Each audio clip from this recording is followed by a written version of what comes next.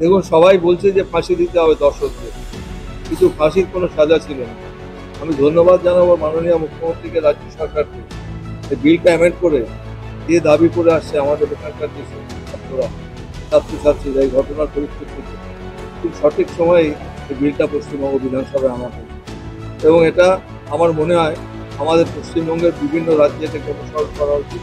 কেন্দ্রেরও উচিত যে আইন পরিবর্তন করে ফাঁসির সাজা সেখানে আনা উচিত, অ্যামেন্ডমেন্ট করা উচিত।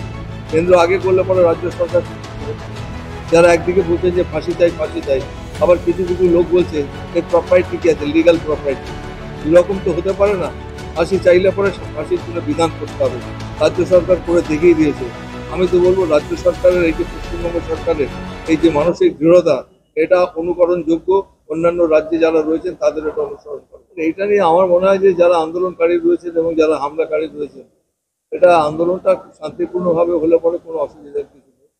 আর হামলা না হওয়াটাই বাঞ্ছনীয়। হামলা হবে কেন? আন্দোলন করার অধিকার সবার রয়েছে, শান্তিপূর্ণ আন্দোলন সবাই করতে পারে। তবে দেখতে হবে যেন জনজীবন বিপর্যস্ত না হয়, এটা তাদের দেখা উচিত। 2005 সালে কালে পুরানো হয়েছিল এই নাগরিক সমাজের আন্দোলন। আমি এ ব্যাপারে কোনো মন্তব্য করব না।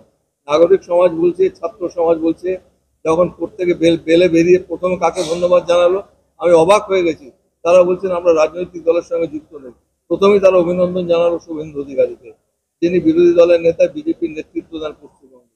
আমাদের বুঝতে অপেক্ষা রাখেন, অনেকে মুখে বললে কি হবে? প্রত্যেক সাধারণ মানুষ তারা বুঝতে পারছেন তারা পেছন দিক দিয়ে চালিয়ে নিয়ে যাচ্ছেন।